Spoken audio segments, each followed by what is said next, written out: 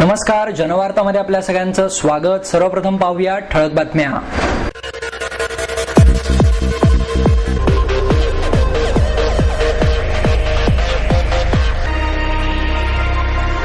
रामदेव बाबांच्या उपोषणास पुण्यातूनही मोठ्या प्रमाणात पाठिंबा।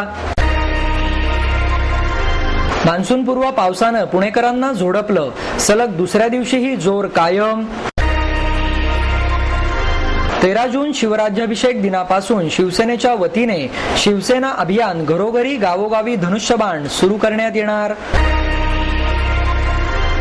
www.educationpuneinfo.com या संकेतस्थळाचं उद्घाटन पुणे विद्यापीठाचे कुलगुरू डॉक्टर रघुनाथ शेवगावकर यांच्या हस्ते संपन्न। वडगाव शहरीचे आमदार बापू पठारे यांनी 75 गुंठा जमीन हडप करून फसवणूक केल्याचा प्रल्हाद बालगरे यांचा आरोप। आरेबेटी म्हणजेच विवेकनिष्ठ मानसोपचार शास्त्र आहे, डॉक्टर अंजली जोशी यांचं मत। रामदेव बाबांच्या उपोषणास पुण्यातूनही मोठ्या प्रमाणात पाठिंबा मिळत आहे। विदेशात असलेला काळा पैसा परत आणण्यासाठी, लोकपाल विधेयकातील काही बदलांसाठी आणि ब्रिटिशांच्या काळापासून असलेल्या कायद्यात बदल करण्यासाठी रामदेव बाबा यांनी दिल्लीत उपोषण सुरू केले आहे। त्यांच्या आंदोलनाच्या समर्थनार्थ पुण्यातही भारत स्वाभिमान संघटनेचे अनेक कार्यकर्ते आमरण उपोषणाला बसले आहेत। हे उपोषण कर्वे रोडवरील सावरकर स्मारक येथे सुरू करण्यात आले। या उपोषणास राष्ट्रीय स्वयंसेवक संघ, तत्व सेवा प्रतिष्ठान, अखिल भारतीय विद्यार्थी परिषद, सजग नागरी मंच, वंदे मातरम संघटना, सावरकर विचार मंच, भाजप, शिवसेना या संघटनांसोबत 50हून अधिक संघटनांनी पाठिंबा दर्शवला आहे। या उपोषणाची सुरुवात योग आणि प्राणायामापासून झाली। यात योग शिक्षक जाधव महाराज यांच्या मार्गदर्शनाखाली विविध योगासने, श्वसनाचे प्रकार, प्राणायाम आदी करण्यात आले। या उपोषणास साधारणतः 25हून अधिक लोक बेमुदत उपोषणास बसणार असून साखळी उपोषणास 200हून अधिक लोक सहभागी होणार आहेत, अशी माहिती भारत स्वाभिमान समितीचे जिल्हा संयोजक सुरेश जाधव यांनी दिली। मान्सूनपूर्व पावसानं पुणेकरांना झोडपलं, सलग दुसऱ्या दिवशीही जोर कायम आहे। मान्सूनपूर्व पावसाने पुणे शहरात सलग दुसऱ्या दिवशीही दमदार आगमन केले। दुपारी 3:30च्या सुमारास शहरातील बऱ्याचशा भागांमध्ये पावसाला जोरदार सुरुवात झाली। थोडा वेळ विश्रांती घेतल्यानंतर पुन्हा 5 वाजता मुसळधार पावसाला सुरुवात झाली। या पावसाने नंतर रात्री उशिरापर्यंत जोर धरला। शहरात सुमारे 2 तासातच या मुसळधार पावसामुळे 60.9 मिलीमीटर पाऊस पडला। यामुळे काही मिनिटातच शहरातील अनेक भागांमध्ये रस्त्यावरून पाण्याचे लोट वाहू लागले। शहराच्या मध्यवर्ती भागात हे दृश्य मोठ्या प्रमाणात दिसत होते। तसेच शहराच्या खोलगट भागात असणाऱ्या रस्त्यांना मोठ्या प्रमाणात तळ्यांचे स्वरूप आले होते। या जोरदार पावसामुळे शहरातील अनेक ठिकाणी पाणी घुसले। महापालिकेने पावसाळ्यापूर्वीची कामे पूर्ण करून पावसाळी गटारे स्वच्छ केली असली तरी पावसाचे पाणी वाहून नेण्यासाठी ही गटारे असमर्थ ठरत होती। यामुळे पाण्याला वाहण्यासाठी रस्त्याशिवाय पर्यायच उरला नव्हता। शहरात पडणाऱ्या या जोरदार पावसामुळे वाहतुकीचाही खोळंबा झाला। अनेक ठिकाणी वाहतुकीची कोंडी झाली, झाडे कोसळली तर वीज पुरवठाही खंडित झाल्याने नागरिकांना त्रास सहन करावा लागला। दरम्यान या पावसातही एसटी आणि रेल्वेची वाहतूक सुरळीत सुरू असल्याचे प्रशासनाने सांगितले आहे। सोसाट्याच्या वाऱ्यासह बरसणाऱ्या या पावसामुळे शहरातील जनजीवन विस्कळीत झाले, तरी उकाड्यामुळे वैतागलेल्या या सर्वांनाच पावसाने हवेमध्ये गारवा आणून दिलासा दिला आहे। 2 दिवस पडणाऱ्या या पावसाने वातावरणात काही प्रमाणात गारवा निर्माण केल्याचेही दिसून येते। 13 जून शिवराज्याभिषेक दिनापासून शिवसेनेच्या वतीने शिवसेना अभियान घरोघरी गावोगावी धनुष्यबाण हे अभियान सुरू करण्यात येणार आहे। या अभियानामध्ये सर्व शिवसेनेच्या नगरसेवकांसह सर्व वॉर्डस्तरीय कार्यालयांमध्ये बैठका घेऊन कामांचा आढावा घेण्यात येणार आहे, अशी माहिती आमदार डॉक्टर नीलम गोरे यांनी पत्रकार परिषदेत दिली। त्या पुढे म्हणाल्या, 2 जून रोजी शिवसेनेच्या विरोधात राष्ट्रवादी काँग्रेसने आंदोलन केले। त्यावेळी त्यांनी फक्त आंदोलन करण्याचीच परवानगी घेतली असताना त्यांनी शिवसेनेचे दैनिक सामना हे वृत्तपत्र जाळले। या विरोधात शिवसैनिकांनी आंदोलन करण्याचा प्रयत्न केला असता पोलिसांनी शिवसैनिकांवरच लाठ्या उगारल्या आणि शिवसेनेच्या शहर प्रमुखांसह 15 जणांना अटक केली. परंतु सामना वृत्तपत्र जाळणाऱ्या राष्ट्रवादीच्या पदाधिकाऱ्यांवर कोणतेही गुन्हे दाखल केले नाहीत. यावर 4 जून रोजी पोलीस आयुक्तालयावर मोर्चा काढण्यात येईल असा इशारा दिल्यावर पोलिसांनी राष्ट्रवादीचे महापौर आणि शहराध्यक्षा वंदना चव्हाण यांच्यासह 19 जणांवर गुन्हे दाखल केले. परंतु सामना वृत्तपत्र जाळण्याचा प्रयत्न करणाऱ्या आणि वाहिन्यांच्या फुटेजमध्ये दिसणाऱ्यांवर अद्याप कोणतेही गुन्हे दाखल केले नाहीत आणि त्यांना अटकही केली नाही असेही त्यांनी यावेळी सांगितले.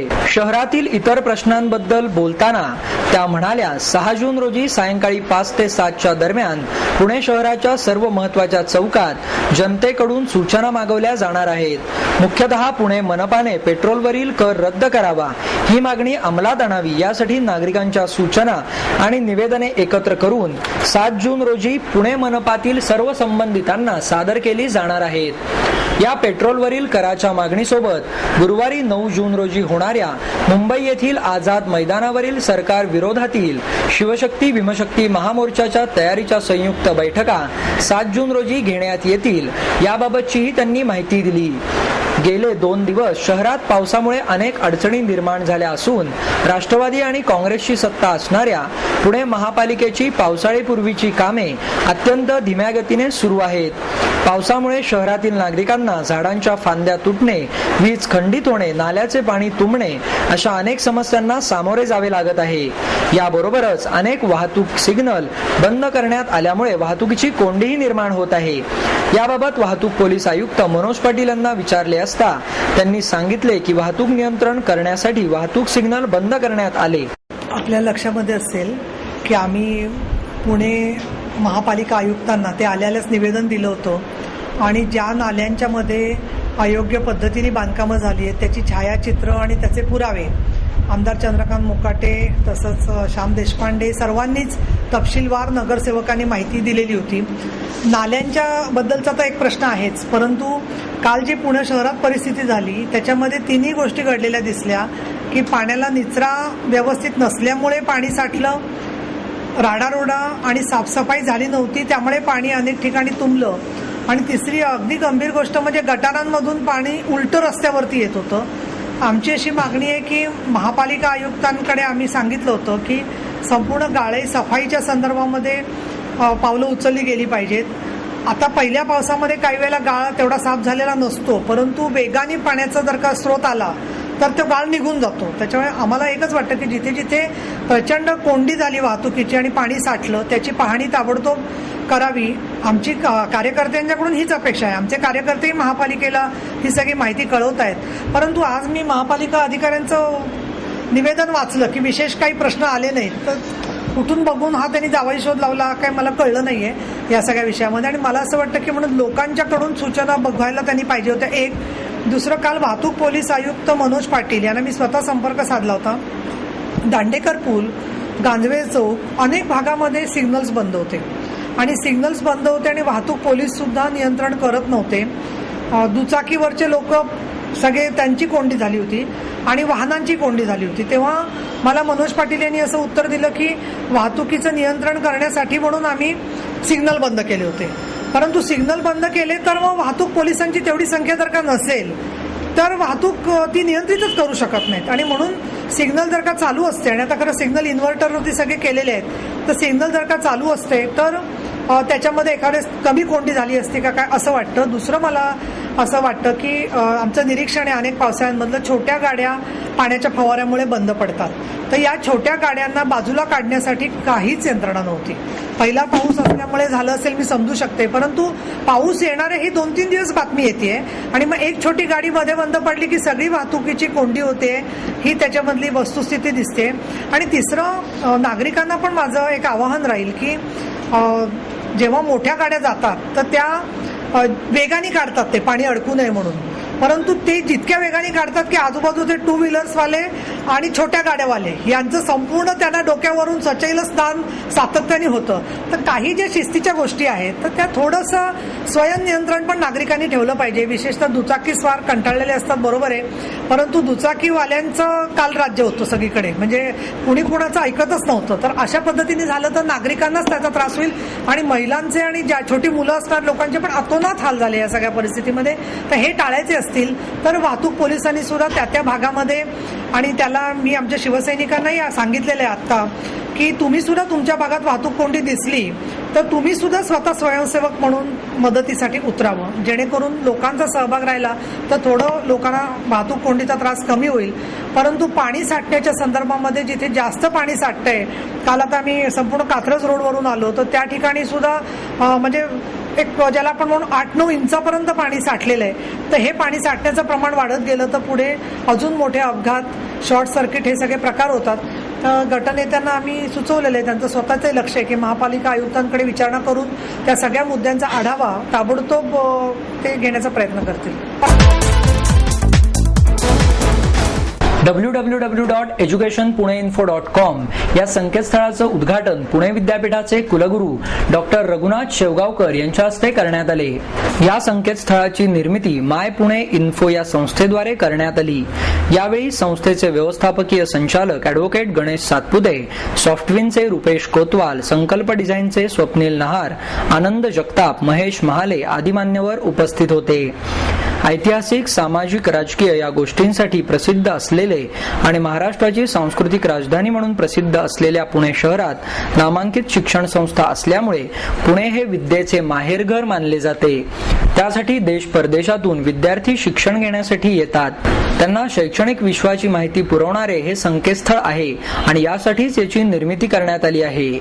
यावेळी बोलताना शेवगावकर म्हणाले, पूर्वी रोटी, कपडा आणि मकान अशी गरज म्हणून पाहिली जात होती, परंतु आता यात ब्रँडविथ असा शब्द पण ऍड केला पाहिजे, कारण संपूर्ण क्षेत्र हे डिजिटल झाले आहे. त्यामुळे आता डिजिटल एलिट करणे महत्वाचे आहे. त्यामुळेच या साईटचा फार मोठा उपयोग होणार आहे, असेही त्यांनी यावेळी सांगितले.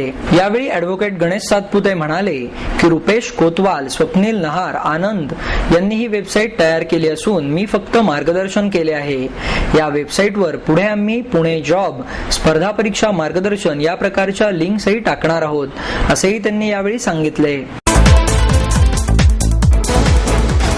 वडगाव शेरीचे आमदार बापू पठारे यांनी 75 गुंठा जमीन हडप करून फसवणूक केल्याचा आरोप प्रल्हाद बालघरे यांनी केला आहे. विमाननगर येथे राहणाऱ्या प्रल्हाद बालकृष्ण बालघरे यांच्याशी कोणताही व्यवहार न करता त्यांची 55 गुंठा जमीन वडगाव शेरीचे आमदार बापूजी पठारे यांनी हडप केल्याचा आरोप बालघरे यांनी पत्रकार परिषदेत केला.